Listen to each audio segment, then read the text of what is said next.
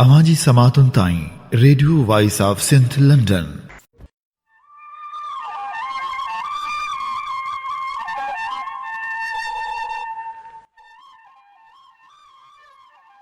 डाघन डेरन डूगरन टिन्हिय डिनम दुख से सब भायम सुख हेकांद कारण होत जे। भलारे बिटे धणी जे भलारे बैत सां मुझी आवाज़ मुसाफ़िर radio voice of Sindh London ता थी दुनिया जी कुंड कुड़छ ताईं जंहिंजा माग ॿुधिजे पियो उन्हनि मिड़ी महिरबाननि खे सिक भरियो सलाम शाल क़बूल पवे। 17 जुलाई छंछर जे ॾींहुं सोच वीचार प्रोग्राम साण करे आऊं अव्हां जी ख़िदमत में हाज़ुर अव्हां जो पंहिंजो मेज़बान हबीब लगारी। प्रोग्राम जी शुरुआत में अव्हां लाइ इहा ई दुआ त शाल जित हुजो, सुख सलामती सां हुजो, कॾहिं बि ॾुखियो ॾींहुं न ॾिसो ऐं कॾहिं बि अव्हां जूं मुर्कूं मेरियूं न थियनि। ज़िंदगी जे सफ़र में माण्हू अचे थो ऐं पोइ हलियो वञे थो, पर तारीख़ जे वर्कनि में उहे अमुल इंसान पंहिंजी तारीख़ छॾे वेंदा आहिनि जिन धरती सां निभायो हूंदो, जिन धरती लाइ दुख सठा हूंदा, जिन पंहिंजे कलम खे हथियार बणाए धरती जा दर्द लिखिया हूंदा। अहिड़नि अमुल इंसाननि में हिकु नाम्यारो शाइर उस्ताद पीरल कंबर आहे त ॿियो वरी सहाफ़त जे सफ़र जो निरालो नाम फ़कीर मोहम्मद लाशारी आहे। फ़कीर मोहम्मद 17 जुलाई 1993 ते असां खां हमेशह लाइ विछड़ी वियो हो, त वरी उस्ताद पीरल कंबर 17 जुलाई 1933 ते जनम वरितो हो।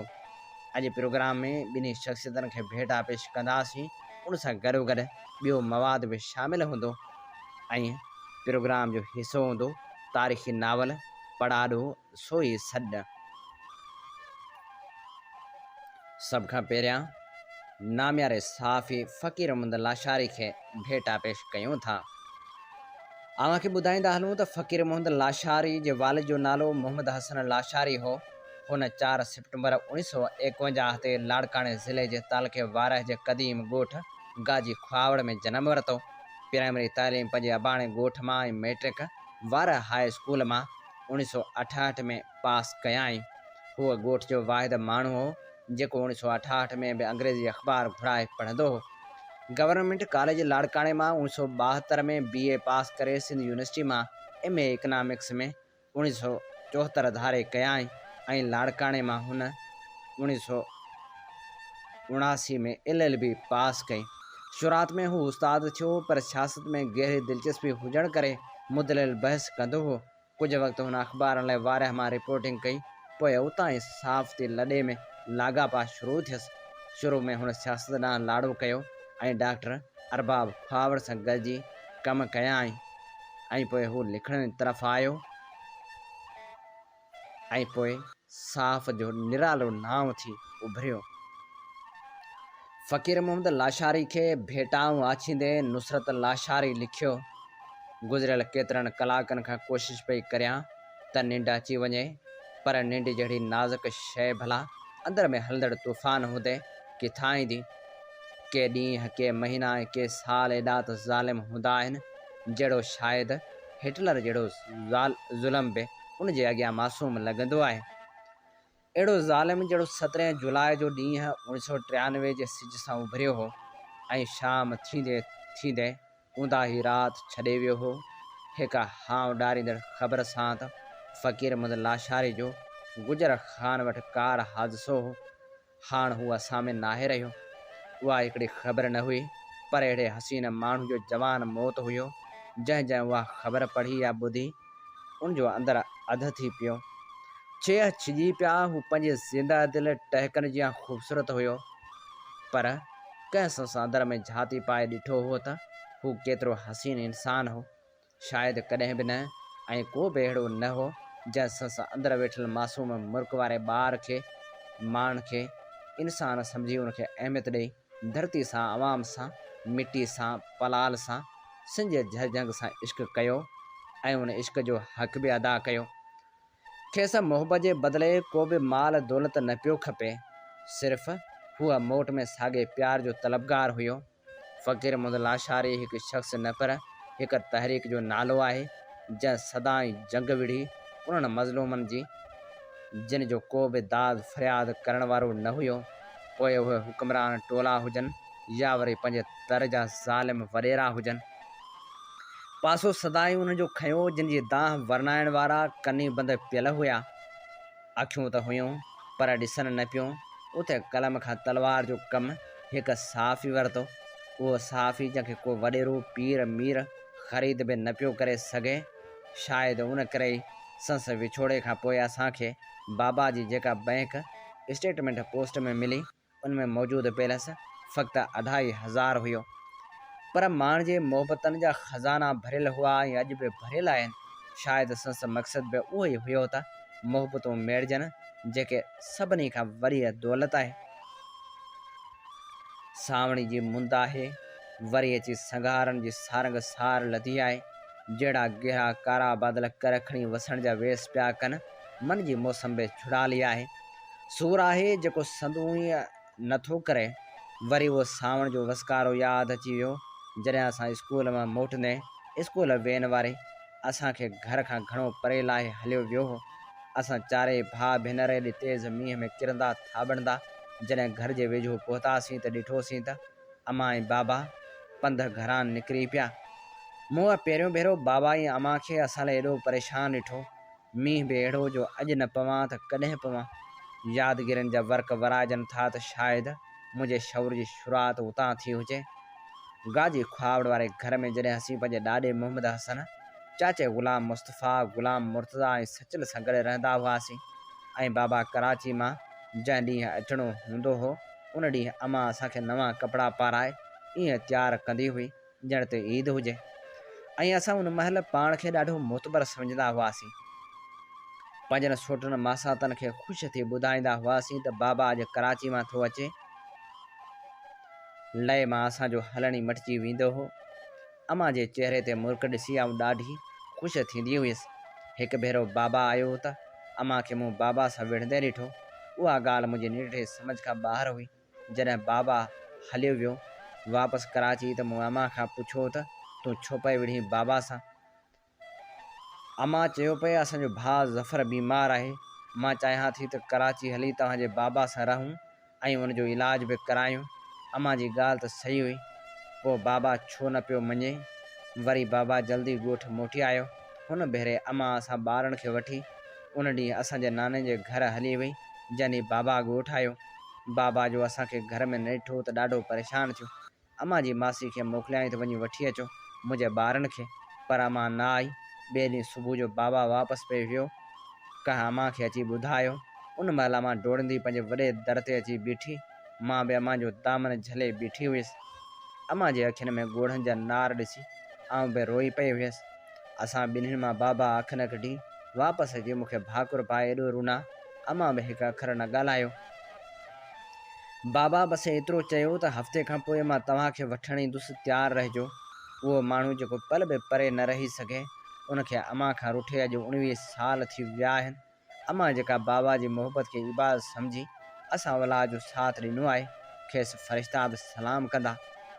अमां ही बाबा जी वरसी आहे जो मां तोखां परे आहियां, पर मां जिते बि हुजां 17 जुलाई जो दर्द कान बणिजी मुंहिंजे अंदर में लही वियो आहे। उहो तॾहिं ख़तमु थींदो जॾहिं मां न हूंदुसि। ज़िंदगी में अहिड़े प्यारे माण्हू खे विसारणु मुमकिन ई न आहे। मुंहिंजी प्यारीअ मां तूं शहीद जी वञी आहीं। शहीद त रुॻो परदो मटाए वेंदा आहिनि। तूं सिंजे माण्हुनि जे दिलनि में ॾिस जिते तुंहिंजे दिलबर मोहबतनि जा ॿिज छटिया आहिनि। जिन साह ॾेई वेसारीणो से अॼु बि पंहिंजे फ़क़ीर सां बेलोस मोहबत कनि था। जंहिं जागो जाड़िजा जी सदा हणी सिंध जे सुतल शऊर खे जाॻायो। जंहिं सिंधी सहाफ़त खे जदीद सहाफ़ जो जामो पारायो। अहिड़ा शहीद त सदाईं ज़िंदा हूंदा आहिनि। यादगिरियूं न हुजनि त शायदि उन माण्हू वटि कुझु बि न हुजे। राज कपूर जी फिल्म मेरा नाम जोकर जेका असां केतिरा ई भेरा बाबा सां गॾु ॾिठी हुई, उनजो गानो जाने कहाँ गए वो दिन, कहते थे तेरी याद में नज़रों को हम बिछाएंगे, काल्ह किथां वापसि ईंदी गाॾी में रेडियो ते हलियो त मूं भर में वेठल पंहिंजी भेण तख़लीक़ ॾिठमि। हुन बि मूंखे ॾिठो। लफ़्ज़ कोन हुआ बस सामणे जो वसकारो हो। थोरो पाण संभाले सारंग खे फ़ोन कयमि, चयाईं अदी छो तुंहिंजो आवाज़ भरियलु आहे। चयमि मेरा नाम जोकर जो गानो ॿुधोसीं। सारंग बि चुप थी वियो, लफ़्ज़ न हुआ, बस ॿिन्ही पासे ख़ामोशी। प्रोग्राम सोच वीचार में हाणे शामिल करियूं था फ़कीर मोहम्मद लाशारी जी कयल तक़रीर। सालगिरह असांजे बुज़ुर्ग अदीब जी खेसि मुबारकूं, सालगिरह मल्हाइण वारनि खे बि मुबारकूं। मुमताज़ साहब मूंखे 15-20 ॾींहं पहिरीं लिखण जे लाइ चयो त जमाल साहब ते तव्हां को मज़मून लिखो। मूं साण वाइदो बि कयो हो, पर उहो वाइदो इन करे न निभाए सघियुसि जो जमाल साहब ते 2-3 साल पहिरीं मूं हिकिड़ो मज़मून लिखियो हो जेको छपियो बि हो बाद में। ऐं ॿियो मज़मून मूं इन करे कोन लिखियो जो जमाल साहब जंहिं दौर ते लिखियो उन दौर ते लिखियो, उन खां पोइ न लिखियो, ऐं जंहिं दौर ते हुन लिखियो उन्हनि ते मां लिखी चुको हुउसि। तंहिंजे करे वधीक मूंखे वर्जा थिए हा या साॻी ॻाल्हि थिए हा। असां जेके हाणोकी टही जा कलमकार आहियूं या सहाफ़ी आहियूं या सोचण वारा माण्हू आहियूं, ऐं भायां थो उन्हनि सभिनी जे तरफ़ां उन्हनि सभिनी जी नुमाइंदगी कंदे हिकिड़ी ॻाल्हि त तसलसुल में मिली आहे पाण खे, जीअं जदीद सिंधी कहाणीअ जो अबो साईं खे सॼो थो वञे ऐं उहो बिल्कुलु सही हिकिड़ी चंड छाण सां तयारु थियल क़ाइमु कयल हिकिड़ी राय आहे। पर जेका ॻाल्हि हिन टही ऐं हुन टही जे विच में हिकिड़ो सॼो सारो अरसो थियो आहे, उहा हिन ख़ुशीअ जे मौक़े ते ई, छाकाणि त सालगिरह जो मौक़ो आहे, ख़ुशीअ जो मौक़ो आहे, वधीक दुआउनि जो मौक़ो आहे। उहा रुॻो आउं इहा कंदुसि त असांजो इहो नसुल जंहिं शऊर जी पीढ़ पुख़्ती कई सिंध में ऐं तमामु घणो कुझु ॾिनो, जंहिं जेतिरो ॾिनो असीं हुननि जा ओतिरा थोराइता आहियूं।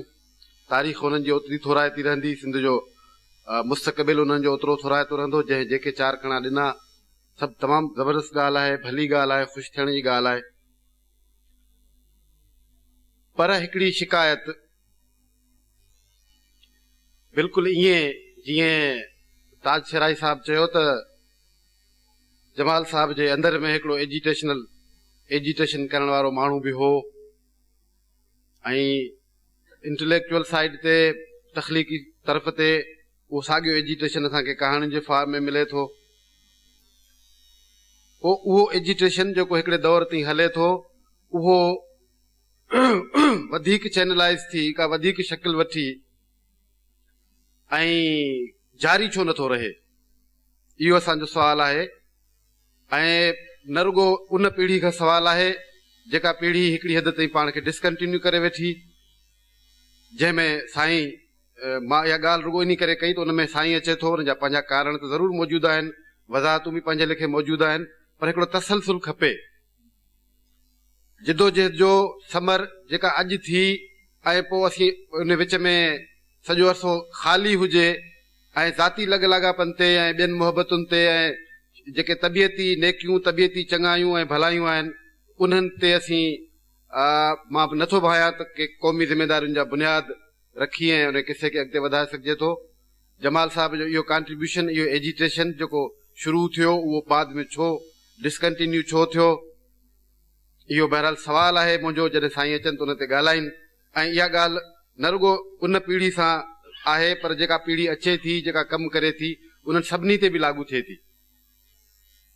असांजो माण्हू कंहिं न कंहिं मरहले ते अचो, हिकिड़ी जाइ ते पहुचो, पोइ उतां डिसइंटीग्रेशन जो शिकार थो थिए, भञ-ड्राह जो शिकार थो थिए। नतीजो इहो आहे त तमामु घणी जनरलाइज़ेशन थी आहे, तमामु घणियूं उमूमी ॻाल्हियूं थियूं आहिनि, ऐं पर्टिकुलर ॻाल्हि, ख़ासुल ख़ासि ॻाल्हि जेका मैथमेटिकल फार्मूला में चइजे, खोड़े जे हिसाब सां चइजे, अंगी हिसाब सां चइजे, त उहो लेखो चुक्तू थिए, ॻाल्हि ज़ाहिर थिए, उहा नथी थिए ऐं इहो कन्फ्यूजन इन जनरलिटीज़ जे करे थियो आहे। उमूमी ॻाल्हियूं तमामु घणियूं थी वियूं आहिनि। तारीख़ जेका आहे उहा पंहिंजे वोकरे सां हलंदी, तारीख़ पंहिंजा नतीजा ॾींदी, असांखे पुर उमीद रहणु खपे।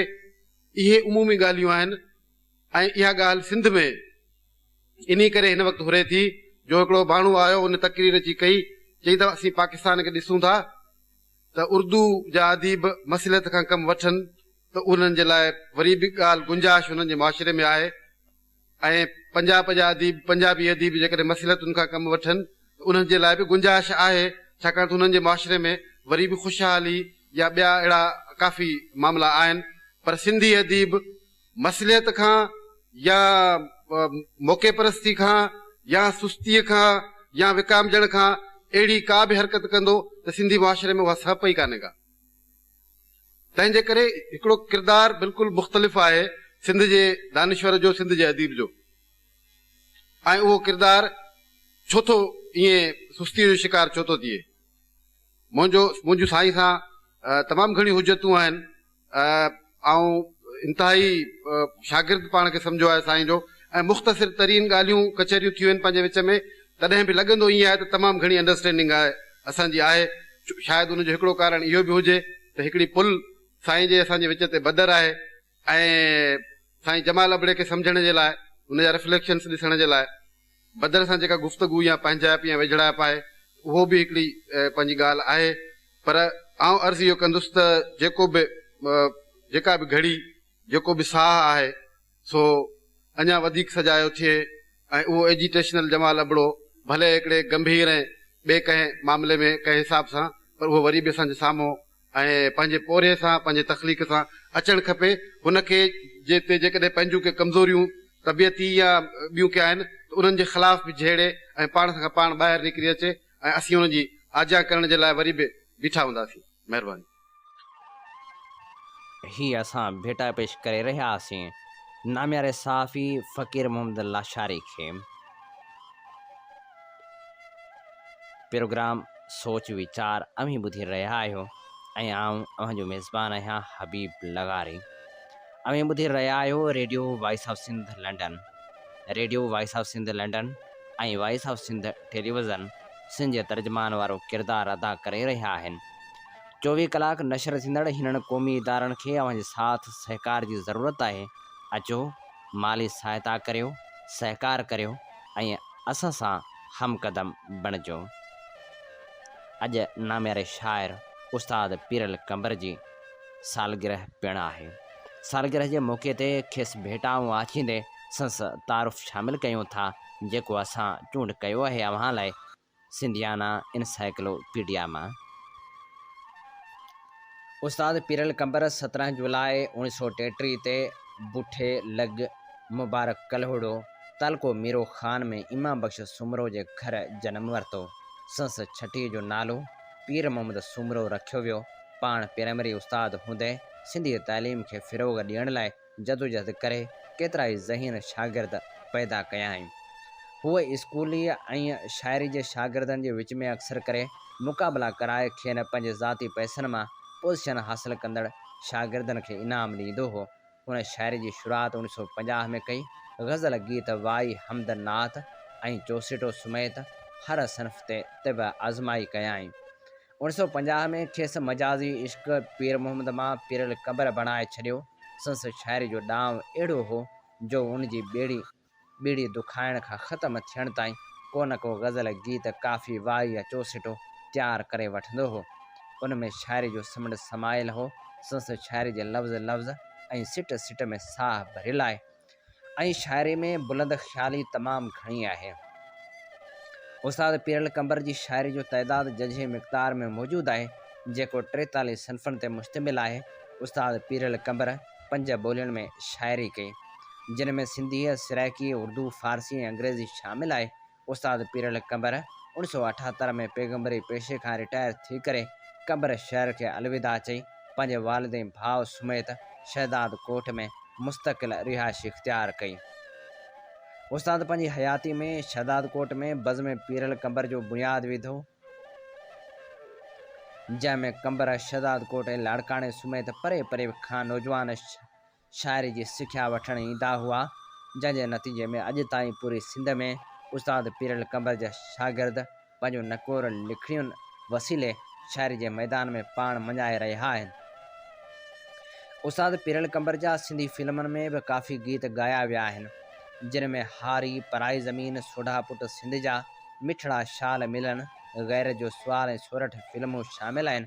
उस्ताद पीरल कंबर 1960 वारे ॾहाके में ज़्यादा अन उपायो, मुंतज़र सारो ज़मानो आज मिलियल तरह वारे मुक़ाबले में खैरपुर डिवीज़न में पहिरियों नंबर आयो हो। उन वक़्तु लाड़काणो ऐं सखर डिवीज़न बि खैरपुर डिवीज़न में शामिल हुयूं। उन तरह मुक़ाबले में शहर ठाहिण ते सदर अयूब तरफ़ां लाहौर में अॻूणे गवर्नर मग़रबी पाकिस्तान जनरल मोहम्मद मूसा ख़ान सर्टिफिकेट ॾिनो। उस्ताद पीरल कंबर खे उर्दन जे शाह हुसैन खां सर्टिफिकेट ऐं बरतानिया जी राणी एलिज़ाबेथ खां तारीफ़ी सर्टिफिकेट पिणु मिलियो। शहनशाह ईरान रज़ा शाह पहलवी तरफ़ां गोल्ड मेडल ऐं हिकु तारीफ़ी सर्टिफिकेट मिलियो। उनखां अलावा पाण शहीद ज़ुल्फ़कार अली भुट्टो खां बि इनाम हासिल कया। हुन स्टेज ड्रामा गुज़ारितूं ऐं हमरचा बि लिखिया। संस कलाम रेडियो ऐं टीवी तां बि ॻातो वियो आहे। सॼी उमिरि हुन शादी न कई। 24 डिसंबर 1994 ते वफ़ात कयाईं। कड़क मक़ाम शहदाद कोट में दफ़न आहे। हर साल संस शागिर्द संस वरसी वॾे धाम धूम सां मल्हाईंदा आहिनि। उस्ताद पीरल कंबर लिखे थो, फासण खां पोइ चवण जी फ़ुर्सत नथी मिले, मूंखे जीअण मरण जी इजाज़त नथी मिले। दुनिया फिरी फिरी वरी हित थो फिरी अचां, ॿिए हंधि किथे काबे जी सूरत नथी मिले। तो बुत जी बंदगी में जो महबूब आ मज़ो, मूंखे नज़र में ॿी का इबादत नथी मिले। ए दिल मां तोखे चीरे बि कंहिं वटि खणी हलां, अॼुकल्ह त हिकु बि क़तरे जी क़ीमत नथी मिले। मोमल जो जिते महल ऐं सुमल जो सहरा, उन देश में सिसी का सलामत नथी मिले। रब्बुल इज़्ज़त ही तुंहिंजो भला छा आहे फ़ैसिलो, दोज़ख नथो मिले कंहिंखे जन्नत नथी मिले। गोॾनि में ड्रभ ॼमी विया दाहूं करे पीरल, साइल खे अञा सिर जी सखावत नथी मिले। उस्ताद पीरल कंबर पंहिंजे ग़ज़ल में लिखे थो, मरी खरी बि अचो या तरी ॿुॾी बि अचो, खयो हथनि ते जबल बि अचो उॾी बि अचो। जहान हेॾे में मता मोटो हथे सखणे, खयो का कांव जियां वात में हॾी बि अचो। असांजो सिर आहे हाज़ुर सदा हसीननि लाइ, खयो हू कात अचो ऐं खयो अॾी बि अचो। ख़ुदा सॾायो था ए काफ़िरो, अव्हां ख़ुदि खे वञो को शर्म खां पाणी में कुझु ॿुॾी बि अचो। ख़ीमे में आहियो त नाहे वहम मुसाफ़िर लाइ, खयो रिढ़ी बि अचो ऐं खयो तॾी बि अचो। सो यादि सितम रहंदा, सो यादि करम रहंदा, पर यादि न उल्फत में मज़हब ऐं धर्म रहंदा। तबियत जो पुछण वारा आबाद रहन घर में, एहसान न कनि कंहिं ते आज़ाद रहन घर में। मरदे बि त भाकुर में ज़ख़्मनि सां ज़ख़्म रहंदा। सो यादि सितम रहंदा, सो यादि करम रहंदा। यारी त निढे वारी बेसबब छिनी कहिजे, हल मां थो लिखां ख़तड़ो वर्दी न ॾिनी कहिजे। बेकार थी सभु मुंहिंजा काग़ज़ ऐं कलम रहंदा। हिन प्यार खे पीरल हर महल में होश आहे, हुन जोहद ख़लीली जो मोहब्बत में बि जोश आहे। काबे जे सहन में की पत्थर जा सनम रहंदा, सो यादि सितम रहंदा, सो यादि करम रहंदा। ऐं हाणे अचो त प्रोग्राम में उस्ताद पीरल कंबर जो गीत शामिल कयूं।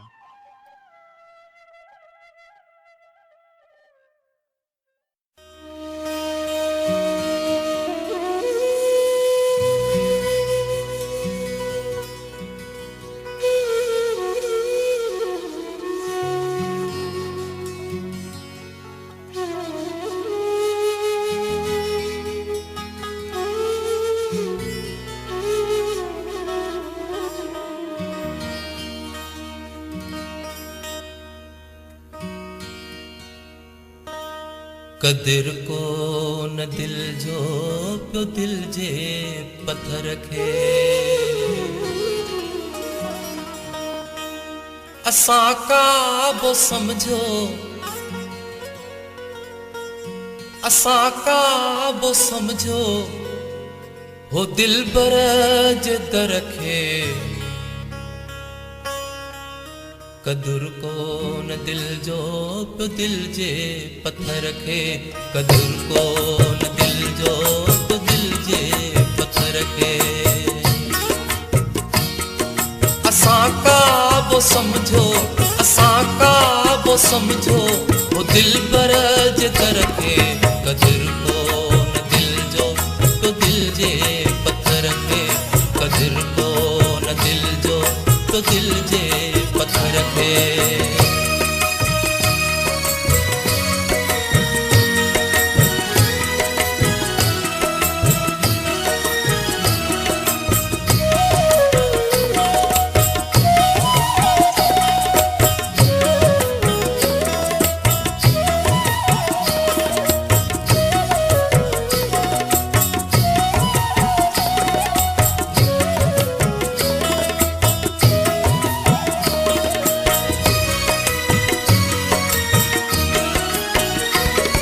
न खुशबू खुशी जी न सुरहान सुख जी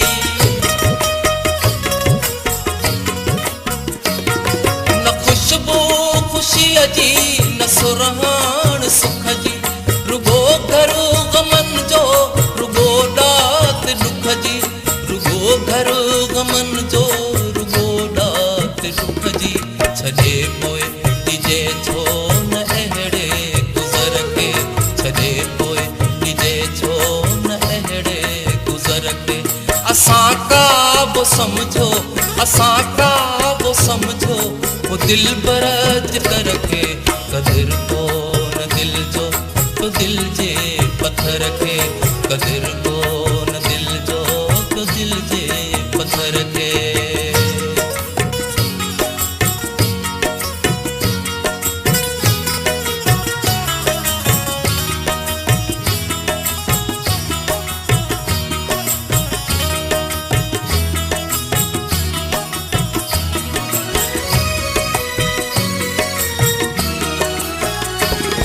सिकी सवा हयातीअ जा पाछा लड़ी विया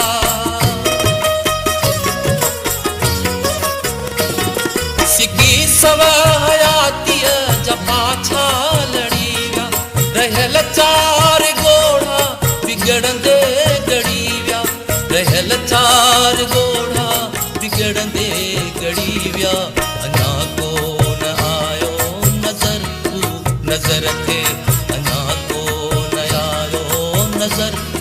नजर के असां काबो समझो असां काबो समझो वो दिल बरज दर के कदर कोन दिल जो तो दिल जे पत्थर के कदर कोन दिल जो तो दिल जे पत्थर के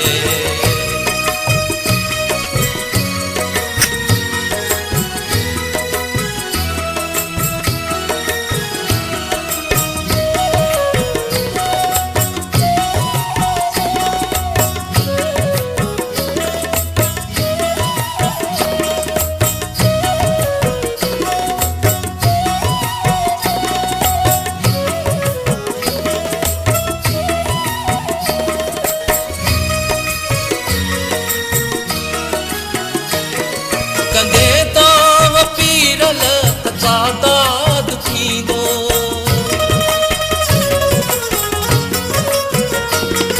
कंदे ताव पीरल दाद थींदो वो कागज़ जो गुलवा का खुशबू न ॾींदो वो कागज़ जो गुलवा का खुशबू न ॾींदो छॾे ॾे न ॼाणे जो सिक जे अखर खे छॾे ॾे न ॼाणे जो सिक जे अखर खे असां काबो समझो असां काबो समझो वो दिल बरज दर खे कदर कोन दिल जो तो दिल जे पत्थर खे कदर कोन दिल जो तो दिल जे पत्थर खे असां काबो समझो असां काबो समझो वो दिल बरज दर खे कदर कोन दिल जो तो दिल जे पत्थर खे कदर कोन दिल जो तो दिल जे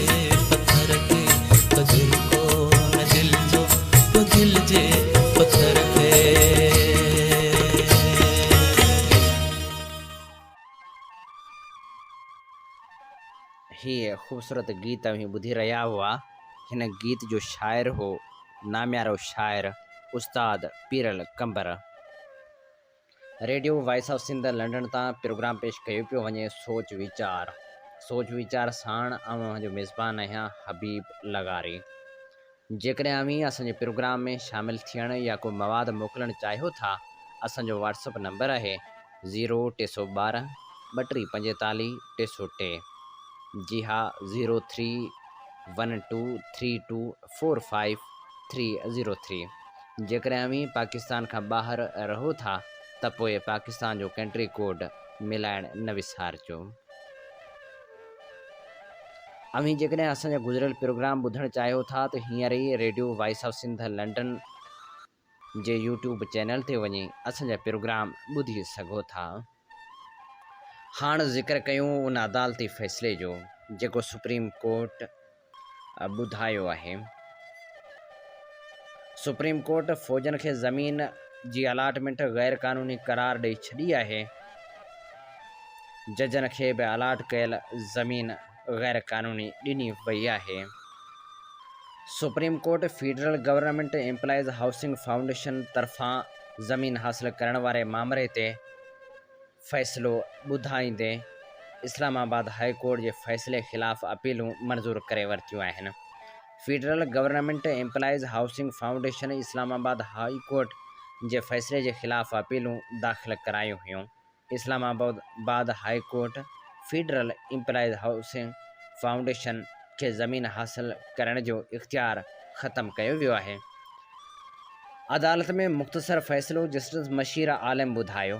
90 सुफ़नि ते ॿधल तफ़सीली फ़ैसिले में जस्टिस काज़ी फ़ाइज़ ईसा जो 27 सुफ़नि ते ॿधल इज़ाफ़ी नोट बि शामिल आहे, जंहिंमें हुन रिमार्क्स ॾींदे चयो आहे त मुल्क जो आइन ऐं को बि क़ानून जजनि ऐं फ़ौजनि खे पाकिस्तान खे इहो हक़ नथो ॾिए त हूअ ज़मीन हासिल कनि, ऐं को बि क़ानून हिन ॻाल्हि जी इजाज़त नथो ॾिए त चीफ जस्टिस ऐं जज साहिब ज़मीन वठण जा हक़दार आहिनि।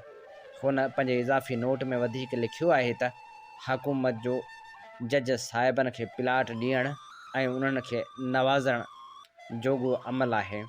अवाम जे नज़रनि में जज साहिबनि जी साह खे बरक़रार रखण जे लाइ ख़ुदि मुख़्तियार अदलिया इंतिहाई ज़रूरी आहे।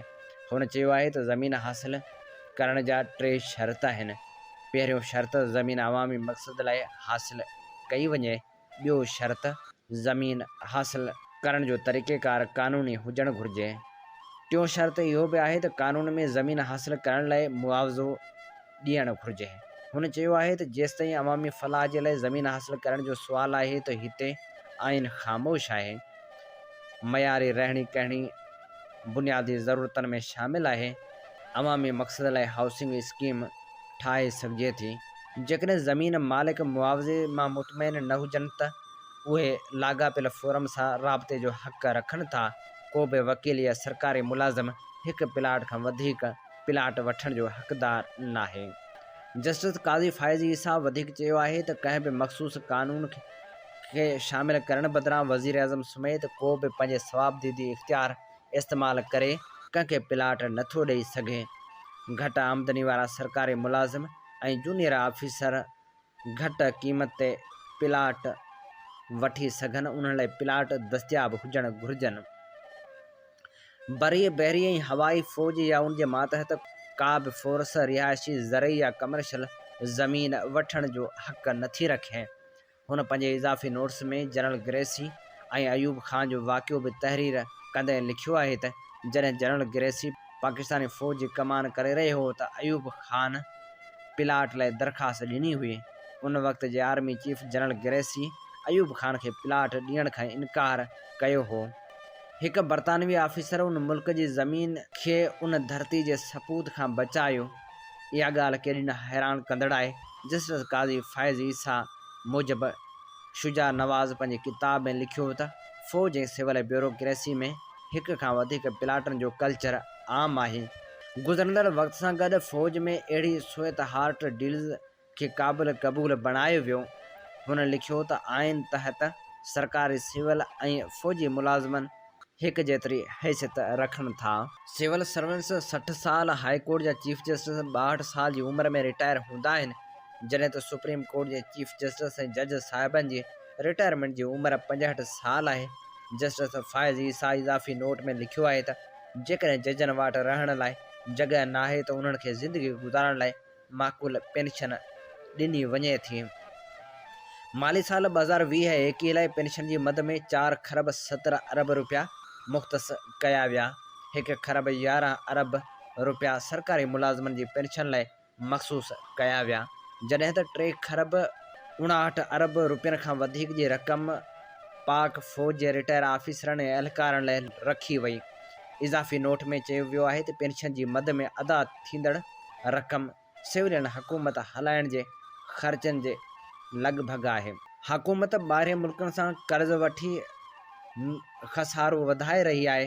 हलंदड़ माली साल में 29 खरब 46 अरब रुपयनि खां वधीक रक़म कर्ज़ जी सूरत में अदा थियणी आहे। उहे ॿारड़ा जेके अञा पैदा बि न आहिनि थिया ऐं उहे जेके पैदा थियणा आहिनि उन्हनि जा ॿारड़ा ग़ुर्बत जो शिकार हूंदा। पाकिस्तान जा फ़ौजी ऐं अदालती निज़ाम बरतानवी तर्ज़ ते क़ाइमु आहे।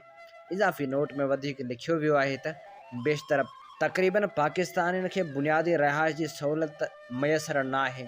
क़ुरान में लिखियलु आहे त ग़रीबनि ऐं नादारनि जी मदद कई वञे। मुल्क जी ज़मीन अशराफ़िया में तक़सीम करणु क़ुरान जे असूल जी नफ़ी आहे। जस्टिस क़ाज़ी फ़ाइज़ ईसा हिदायत जारी कई त हिन फ़ैसिले जी कापी उर्दू ज़ुबान में बि जारी कई वञे।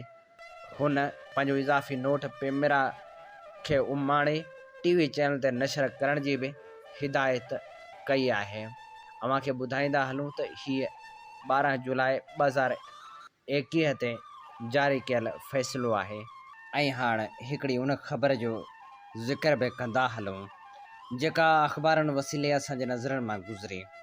जी हा, बाबा सिंध कामरेड हैदर बख़्श जतोई डिग्री कॉलेज ॾोकरी में सहूलियतनि जी अणहाट आहे। कंप्यूटर लैब बंदि आहे, इमारत तबाह आहे। बजट हुअण बावजूदि कामरेड हैदर बख़्श जतोई डिग्री कॉलेज जदीद दौर में बि बुनियादी सहूलियतनि खां महरूम आहे। कंप्यूटर लैब खे बंदि थिए बि 10 साल गुज़री चुका आहिनि। हिन कॉलेज मां 2 कंप्यूटर चोरी थी चुका। केमिस्ट्री ऐं बायोलॉजी लेबॉरेटरी बि तबाही किनारे पहुची वई। कॉलेज जी इमारत मालिकी न थियण करे ज़बून हाल थी वई आहे। छत जा चापड़ किरण बि रोज़ जो मामूल बणियल आहिनि। हिन कॉलेज में प्रिंसिपाल समेत 60 खां वधीक मुलाज़िम आहिनि। 1500 शागिर्द इल्म पिराइण खां महरूम बणियल आहिनि, जॾहिं त कंहिं बि नोटिस नाहे वरितो। इन समूरी सूरतहाल ते असीं ॻाल्हाईंदासूं हारी कमेटी जे सदर समर हैदर जतोई सां त हू असांखे कहिड़ा तफ़सील थो ॿुधाए। भाईजान, पहिरीं त कामेड जो हिकिड़ो शेर आहे, जिए हारी ऐं मज़दूर, जिए हारियाणी पुरनूर, पोरे अंदरि सुबुह ऐं शाम, जिए सिंध जिए सिंध। बाबा सिंध कामेड हैदर बख़्श जतोई सिंध जे हारियुनि ऐं पोरियतनि ऐं मिसकीननि जे लाइ पंहिंजी डिप्टी कलेक्टरी जे क़ौमी तहरीक जे लाइ पंहिंजी डिप्टी कलेक्टरी ते लत हणी सिंध जे हारियुनि ऐं मज़दूरनि ऐं मिसकीननि जी ॻाल्हि कई। अॼु अहिड़ी वेसाघाती पई थिए। ॾोकरी में माज़ी में कामेड हैदर बख़्श जतोई जे नाले सां इस्पताल हुई, जेका सिंध गवर्नमेंट बदनीयती जी बुनियाद ते हिकिड़ी एनजीओज़ जे हवाले करे ऐं कामेड हैदर बख़्श जतोई जो नालो मिटाइण पे चाहियो। उन में सभिनी साफ़िन सिंध जे अदीबनि, सियासतदाननि, दानिशवरनि रोल अदा कयो। उन खां पोइ नालो बि सिंध हारी कमेटी मरकज़ी क़यादत वञी लिखायो। उन खां पोइ ताज हैदर खां मौक़ुफ़ वरितो वियो त बाबा तव्हां ईअं छो पिया कयो। त ताज हैदर चयो इहा ग़लतफ़हमी आहे ऐं परचूं असां कामेड हैदर बख़्श जतोई जे नाले सां मनसूब करे ठारायूं था, पर उहे अॼु ॾींहं ताईं अमल न थी सघियो। अॼु वरी मूंखे हीअं ॾोकरी मां फ़ोन आई त कामेड हैदर बख़्श जतोई जे नाले सां ॾोकरी कॉलेज कामेड हैदर बख़्श जतोई आहे, जिते जा 2 कंप्यूटर चोरी थी विया आहिनि। उन खां पोइ मास्तर उते शागिर्दनि खे पढ़ाइण न पिया अचनि ऐं उन खां पोइ बिल्डिंग मिसमार पई थिए।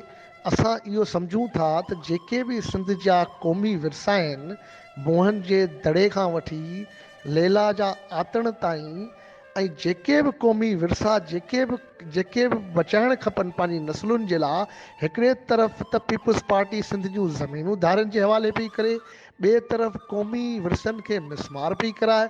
आख़िर सिंध जे माण्हुनि सां ईअं न थिए जो सिंध जे माण्हुनि सां फ़लस्तीन वारो होशर थी वञे ऐं सिंध जे माण्हुनि सां वेसाघाती पई थिए।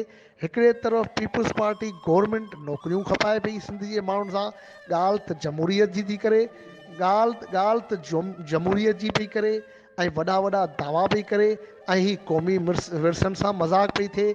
हिकिड़े तरफ़ क़ौमी कारकुननि खे गिरफ़्तार करे जेलुनि में विधो पियो वञे।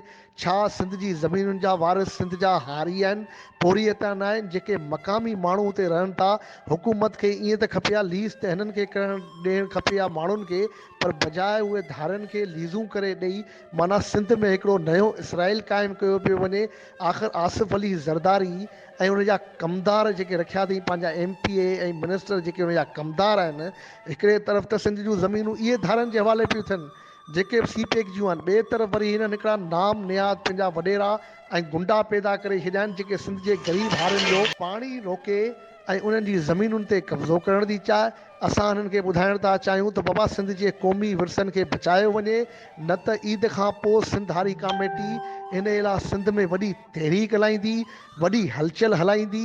सिंध जे क़ौमी विरसनि खे बचाइण पाण सिंध जे माण्हुनि जो हक़ु आहे ऐं पाण अगरि इहे क़ौमी विरसा न बचाईंदासीं ऐं पंहिंजी ज़मीनूं ऐं पाण का बि शइ न बचाए सघंदासीं त सिंध जे माण्हुनि सां वॾी वेसाघाती थींदी। प्रोग्राम सोच वीचार में हाण वर्क वरायूं था उन तारीख़ी नावर जो जंहिंमें उत्साह जूं अलामतूं बि आहिनि त दलेरी जा दास्तान बि आहिनि, जंहिंमें मुग़लनि जो ज़ुल्म बि आहे त अरगूननि ऐं तुरखान जा ज़ुल्म बि आहिनि, जंहिंमें सिंध जे माण्हुनि जी ॻाल्हि आहे, जंहिंमें सिंधियुनि जी सचाई जो ज़िक्र आहे ऐं जंहिंमें दलेरी जा दास्तान रक़म थियल आहिनि। जी हा, पढ़ाॾो सोई सॾ हीअ नावल नामियारे लेखक ऐं कहाणीकार सिराजुल हक़ मेमण जो लिखियलु आहे। अॼु असीं अव्हां जी ख़िदमत में पेश करे रहिया आहियूं नावल पढ़ाॾो सोई सॾ जी 17वीं क़िस्त।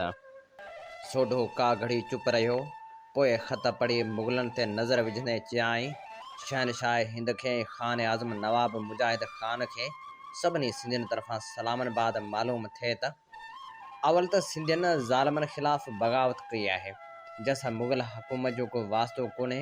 ॿियो त मुग़ल शहनशाह जे कननि ताईं यकीनन तुर्खान जे ज़ुल्म ऐं सितम जा दास्तान पहुची चुका हूंदा, उन करे बजाए सिंधियुनि जे शहनशाह जो उताब उन ते करणु घुरिजे।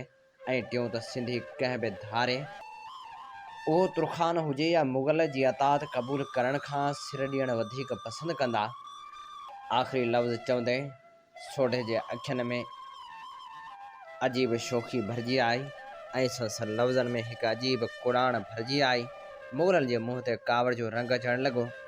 अव्हां खे मालूम हुजे त ज़िले इलाही यकीनन ज़ालमनि खे ख़तमु करे पंहिंजे रैयत जी जान ऐं माल जी हिफ़ाज़त लाइ जतन करण जो हुकुम सादर करणु फ़रमाईंदा, पर उन लाइ ज़रूरी आहे त पहिरीं रैयत पंहिंजी अता जो ऐलान करे।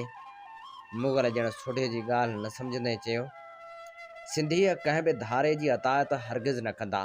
सोढे वधीक सख़्तीअ सां चयो, हिकिड़े मुग़ल खां रहियो न थियो ऐं विच में चई ॾिनाई, अव्हां खे शायदि हुज़ूर जिन जे ग़ज़ब खां डपु नथो थिए, पर यादि रखो त ख़ान आज़म समूरनि बाग़ियुनि खे हिकिड़ो हिकिड़ो करे हाथियुनि जे पेरनि में चिभाटे माराईंदो, घोड़नि जे पुछनि में गहलाईंदो। उन वक़्त ताईं जेसीं हुन जे रड़ियुनि खां सिंध त छा आसमान बि पनाह घुरणु लॻंदो। मुग़ल कावड़े वॾाई खां पाण बि थिड़कणु लॻो हो। सोढे जे मुंहं जो रंग बदिलिजी वियो। हुन मुग़ल खे अहिड़ियुनि नज़रनि सां ॾिठो जंहिंमें निहारण सां मुग़ल खे सिधो सं पंहिंजो मौत नज़र अचणु लॻो। हुन ॾंद भेड़ींदे चयो, मुग़ल, जेकॾहिं तूं मुंहिंजे तॾे ते आयल न हुजे हा त आऊं सखड़नि हथनि सां तोखे उन साॻे आसमान जा तारा ॾेखारियां हा। असां अहिड़ा समय या ज़ुल्म पंहिंजे अखियुनि ॾिठा आहिनि, पंहिंजे हिननि हॾनि ते सालनि जा साल सठा आहिनि, पर हाणे उहो माउ पुटु ॼाओ ई कोन्हे जो सिंधियुनि ते उहे ज़ुल्म करे।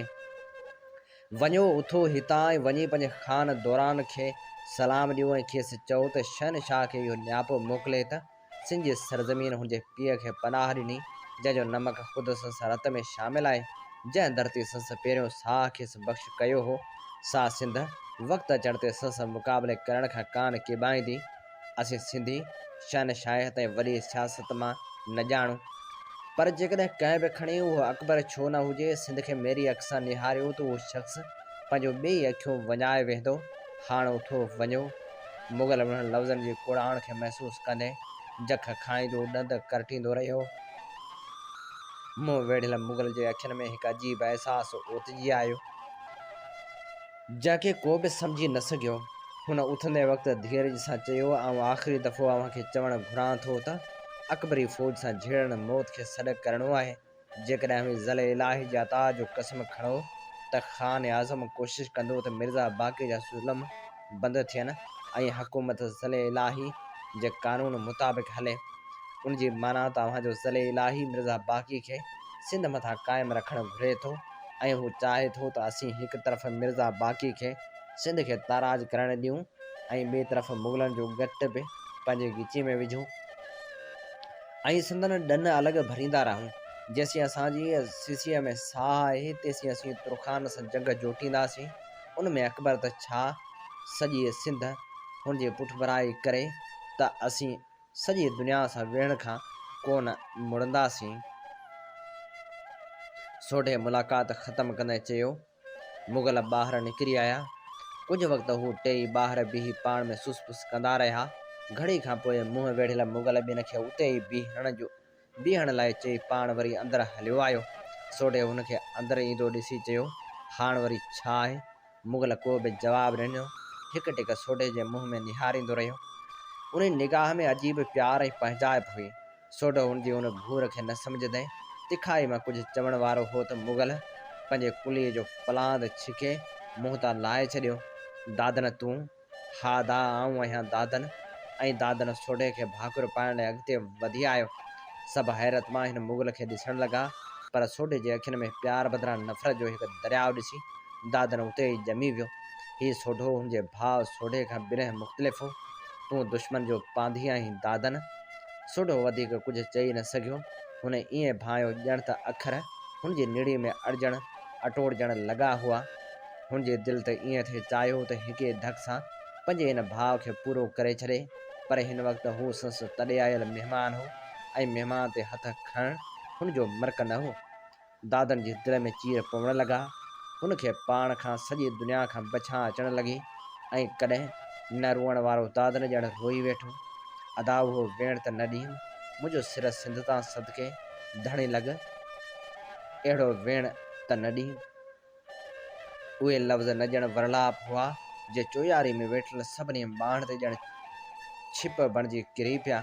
सोढे जी दिलि बि उन्हनि लफ़्ज़नि जे दर्द ऐं गुराण ते झोॿो खाई वेठी ऐं हुन वधी दादन खे भाकुर विधो। पोइ दादन ॿिनि सां भाकुर पाए मिलियो। समूरी संगत हिन हमराह जे नए रूप बहरूप ते हैरान हुई। दादन वरी सोढे सां गॾु वेही रहियो। अदा ही मुग़लनि जी चटी दरअसल मुंहिंजी आंदल आहे। आख़ूंद नूर मोहम्मद ऐं ॿिनि वरड़नि जो ख़्यालु हो त जेकॾहिं अकबर मिर्ज़ा बाक़ी ख़िलाफ़ लश्कर चाढ़े मोकिलींदो त तुर्खान कंधार भॼी वेंदा ऐं सिंध थोरे वक़्त लाइ अकबर सल्तनत जो सूबो बणिजी अमन अमान में गुज़ारे सघंदी।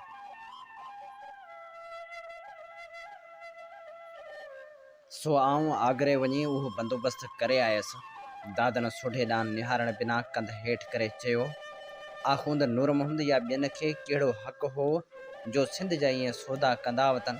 तुर्खान जी ग़ुलामी मां त असीं विढ़ी बि जिंद छॾाए वञूं हा, पर हिन मुग़ल काटकनि जी ग़ुलामी मां कीअं आज़ादु थिबो? सोढे ॼण त पाण ते नाराज़ थींदे चयो, मुजाहिद ख़ान मूंसां वाइदो कयो हो त तुर्खाननि खां पोइ सिंध रुॻो नाले मात्रा अकबरी सल्तनत में रहंदी, को बि मुग़ल सूबेदार मुक़ररु कोन थींदो ऐं सिंध ख़ुदि मुख़्तियारी हासिलु करे सघंदी। दादन होरियां चयो, आज़ादी ऐं ख़ुदि मुख़्तियारी में वॾो फ़र्क़ु आहे दादन। पोइ मुग़लनि जा उहे वाइदा केॾांहुं विया ऐं हाणे मुग़ल मिर्ज़ा बाक़ी जी हिमायत कीअं पिया कनि? सादिक सुमरे विच में पुछियो। मुजाहिद ख़ान जॾहिं मुल्तान मटे ऐं बखर में तुर्खाननि खे शिकस्त ॾिनी ऐं अव्हांजो लश्कर जुदा सिंध मां खेनि तरणु लॻो, तॾहिं मिर्ज़ा बाक़ी पंहिंजी नियाणी मिर्ज़ा पाइंदा बेग सां गॾु अकबर जी ख़िदमत में मोकिले ॾिनी। मुग़ल दरबारियुनि लाइ बेश बहा सूखड़ियूं पाखड़ियूं मोकिले अहिड़ी सियासत हलियो जो अकबर मिर्ज़ा बाक़ी ॾांहुं माफ़ीनामो ॾियारे मोकिलियो ऐं उन सां गॾु मुजाहिद ख़ान खे फ़रमान मोकिलियाईं त मिर्ज़ा बाक़ी जीअं त अतायत क़बूल कई आहे त उते जे शोरशनि खे ख़तमु करे मोटी अच। दादन ॻाल्हि खोलींदे चयो। अकबर जी उन्हीअ फिरतीअ ते सभिनी खे अचरज लॻी वियो। सुढो का घड़ी चुप थी वियो। पोइ दादन ॾांहुं मुंहुं कंदे चयाईं, पोइ तूं छा थो चईं त हाणे छा कजे? दादन बि कुझु सोच में पइजी वियो। हुन जे नज़रनि अॻियां मुजाहिद ख़ान जे मुनज़म लश्कर जो निज़ारो हो ऐं हू दिलि ई दिलि में सिंधियुनि जी मुठ जेतिरनि ॾहेसरनि जे लश्कर सां मुग़ल लश्कर खे भेटींदो रहियो। छा बि हुजे, सिंधीअ सिर तरी ते रखी पंहिंजे वतन तां क़ुर्बान थियण ऐं पंहिंजा कंध कपाइण लाइ तयारु हुआ। पर अॻियां मुग़लनि जे 1.5 लख फ़ौज हुई, जंहिं वटि हाथी हुआ, तोपूं ऐं तफ़ंग हुआ। रोहिला राजपूत ऐं मुग़ल घोड़े सवार हुआ। हुन सां मुक़ाबिलो करणु हथ वठी माराइणो हो। ॿिए तरफ़ सिंधियुनि जी हीअ फ़ौज बाक़ी रहिजी वञे त तुर्खाननि खे थुॾणु ॾुखियो न थींदो। पोइ जे अकबर विच में पियो त नाले मात्र संस अतात करणु मुग़ल सरदारनि ऐं दरबारनि खे सुखड़ियूं पाखड़ियुनि सां सिंध जी आज़ादी बरक़रार त रही सघंदी।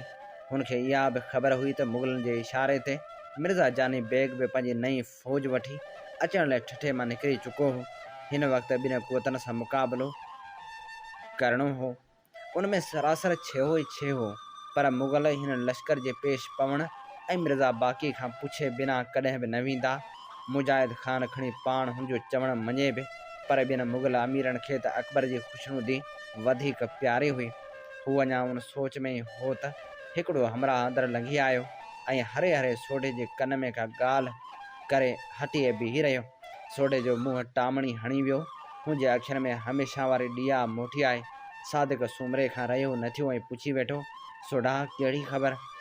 कोट जे पुठिएं भर डठल ठुल वटि अमीर ख़ान ऐं मिर्ज़ा जानी बेग मिर्ज़ा बाक़ी जो नओं लश्कर वठी अची पहुता आहिनि। दादन सोढे जे अखियुनि में निहारियो, जिन में मच मचण लॻा हुआ।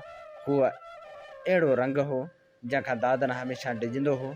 पर दादन खां रहियो न थियो ऐं हुन चयो, अदा मूंखे बि मुग़लनि खां ख़बर पई हुई त मिर्ज़ा जानी बेग नओं लश्कर वठी कोट जे पुठियां भर अची लहण वारो हो। हाणे मुग़लनि सां विढ़ण चरियाई थींदी। मुंहिंजे ख़्याल में त मुजाहिद ख़ान सां सुलह करणी अक़लमंदी आहे। दादन, असीं हिते अक़लमंदी करणु कोन आया आहियूं। अक़लमंदी करणी हुजे हा त पंहिंजा घर तड़ कोन छॾियूं हा। सोढे पंहिंजी कावड़ ते ज़ाब्ते आणण जी कोशिशि कंदे चयो, पर अदा हिननि ॿिनि लश्करनि सां कीअं विढ़बो? अमीर ख़ान वारो लश्कर बि 50,000 थींदो। मुग़ल अॻियां हमिलो कंदा त अमीर ख़ान पुठियां, त पोइ असीं ॿिन्ही खे मुंहुं ॾींदासीं।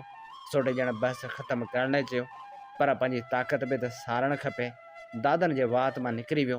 सोढे हुनखे अहिड़ी नज़र सां ॾिठो जंहिं में हाणे पंहिंजाइप ऐं प्यार बिल्कुलु न हो।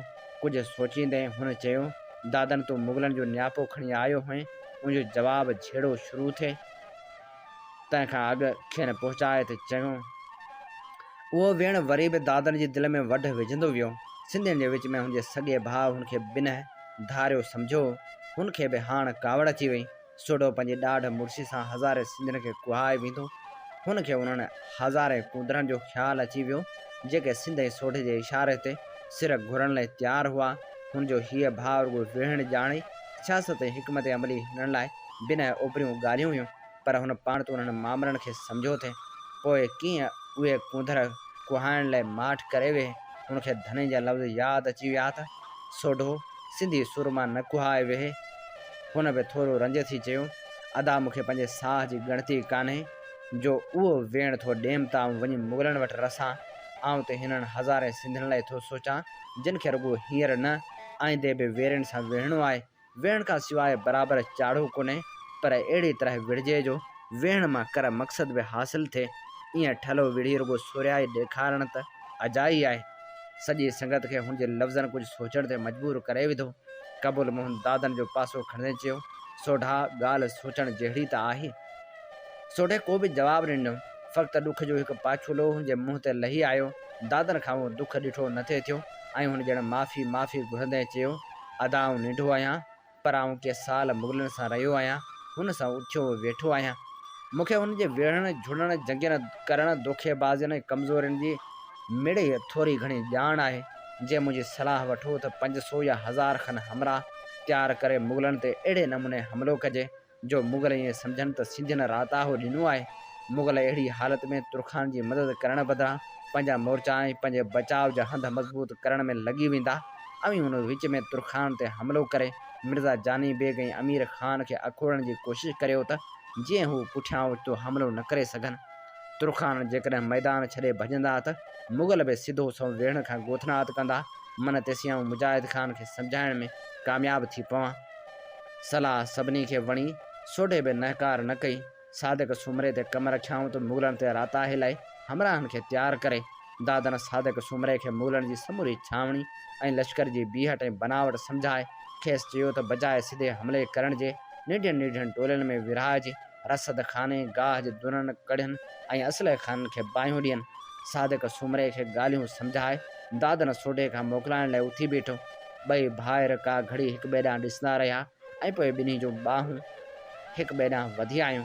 दादन सोढे जे भाकुर में एॾो कुर्ब कॾहिं बि कोन ॾिठो। सोढे जी चपन मां हल्को भुणको निकितो। दादन धणी खे परते। दादन हलण ते हो त पोयां वरी सॾु थियसि। सुञातल आवाज़ ॿुधी दादन कंध वराए पोयां निहारियो। हिकिड़े हमराह जे कुल्हे ते हथ रखी संगार बीठो ऐं पंहिंजे न ॾिसंदड़ अखियुनि सां हुन ॾांहुं निहारे रहियो। दादन जे आंडुनि में वढ पइजी वियो। हुन कंधार मुड़ुस खे नाबीन ॾिसण जो तस्वर बि हुन जे लाइ चिचलाईंदड़ हो। तुर्खान ख़िलाफ़ हुनजी नफ़रत ॼण भड़को खाई जाॻी पई। हुनखे महसूसु थियो ॼण हुनजी नफ़रत नओं रूप वठी आई हुई। हुन वधी बेख्तियार खणी संघार खे भाकुर पातो। हिक ॿिए जी ॻराठी में बीठा रहिया। पोइ संघार खंघंदे पाण ते ज़ाब्ते रखण जी कोशिशि कंदे चयो, दादन सिंध जी पारत अथई। केॾो न दर्द हो हुननि लफ़्ज़नि में, ॼण हू चई रहियो हो, अदा मुंहिंजी लज जी पारत अथई।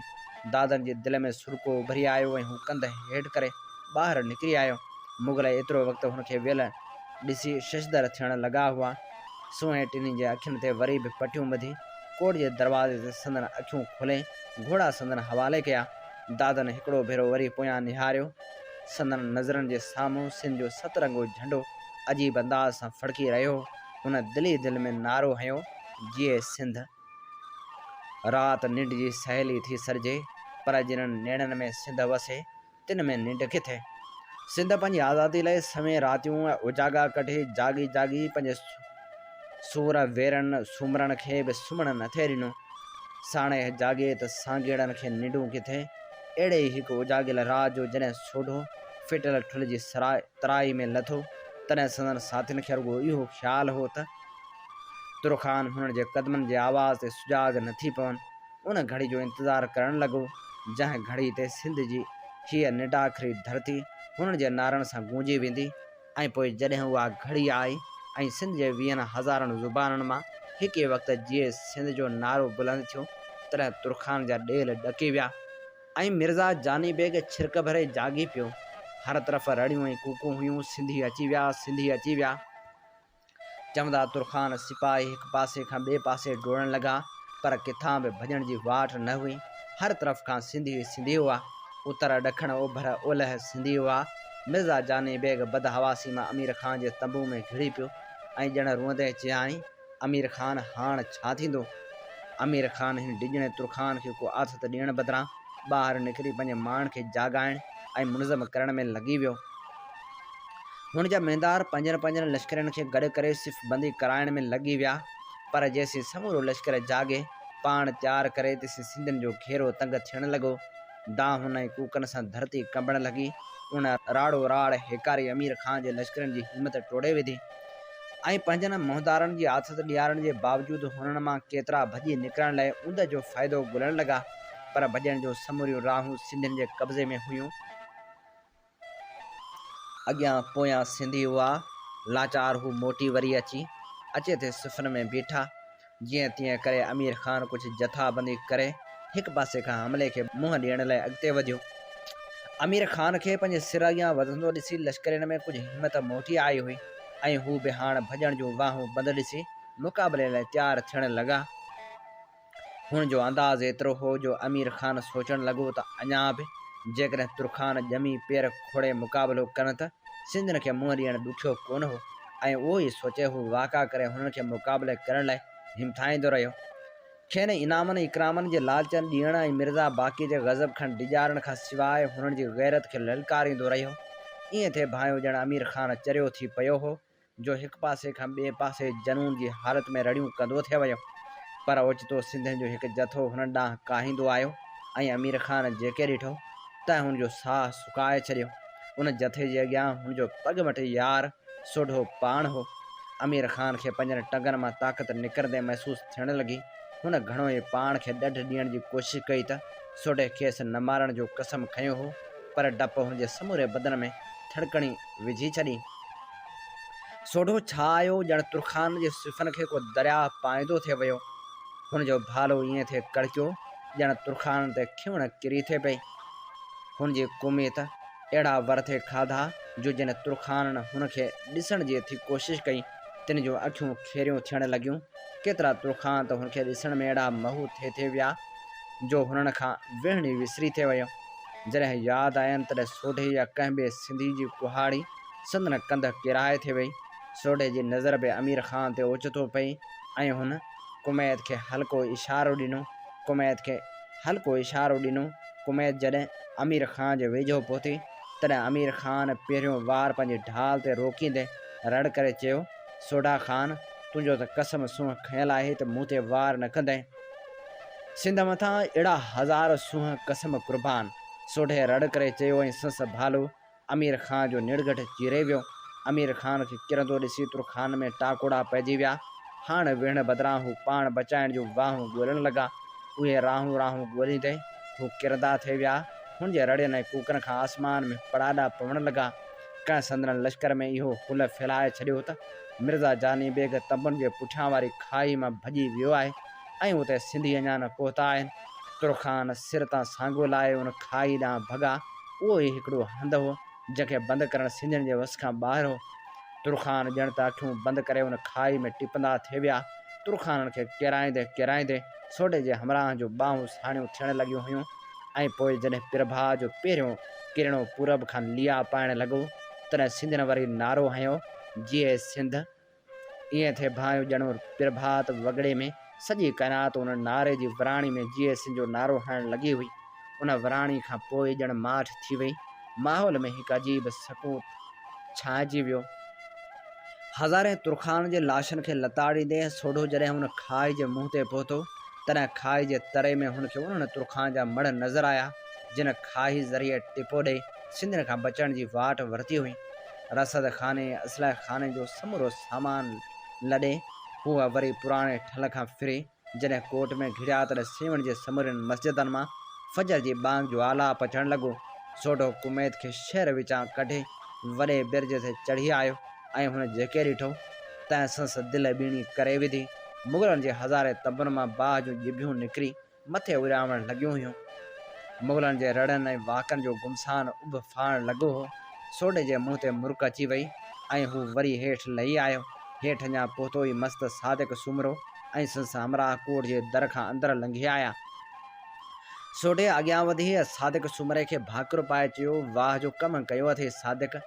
सादिक पंहिंजे हिन यार खे अजीब प्यार मां ॾिसणु लॻो जंहिं तुरखान जे हेॾे लश्कर खे भॼाए कढियो पर जंहिंजे मुंहं ते अहिड़ो उञाण हो ॼण कुझु थियो ई कोन हो। सोढा, हाण पाण विढ़ी पवंदासूं। हेॾी वेड़ खाई आयो आहीं ऐं वञी को साह पटी ऐं साई खणी उन बदिरां बिरज ते चढ़ी पियो झूतूं ॾी। हली आराम कर, ख़बरूं चारूं बि पोइ कंदासूं। सादिक कूड़ी कावड़ कंदे चयो। जेका तुंहिंजी मर्ज़ी, सोढे मुरकंदे चयो। हमराहनि सां गॾिजी पंहिंजी छावणी ॾांहुं वधी वियो। ही अव्हां ॿुधी रहिया हुआ नावल पड़ाॾो सोई सॾ जी 17वीं क़िस्त। इन ते प्रोग्राम सोच वीचार जो वक़्तु पंहिंजी पुॼाणी ते पहुचे थो। पंहिंजे मेज़बान हबीब लगारी खे इन साॻी दुआ सां ॾींदा इजाज़त। वसे भिट तुंहिंजी भलारा सदा सदा देस परदेस सारा वसन। कॾहिं सिंध सिंधी न मेरी थिए, कॾहिं मोड़ कंहिंजा न मुरझाइजनि। सिंध मुंहिंजी अमा सूंहं तुंहिंजी मथां छा लिखी, छा लिखां छा लिखी, छा लिखां। सिंध मुंहिंजी अमा, दुनिया जा सिंधियो हिकु मुठ थी सिंध बचायो। सिंध मुंहिंजी अमा सूंहं तुंहिंजी मथां छा सिंध जो क़ौमी आवाज़ radio voice of Sindh London.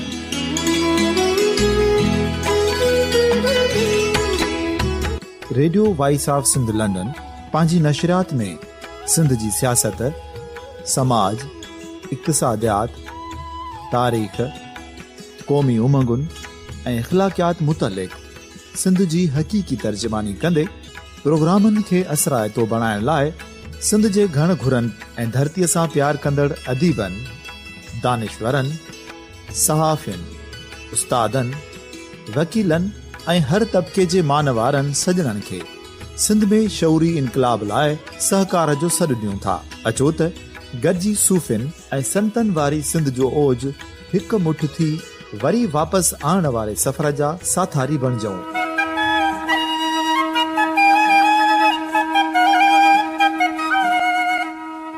हिकु नए सुबुह जी शुरूआत जो पड़ाॾो घर घर, ॻोठ ॻोठ ऐं शहर शहर ताईं पहुचायो।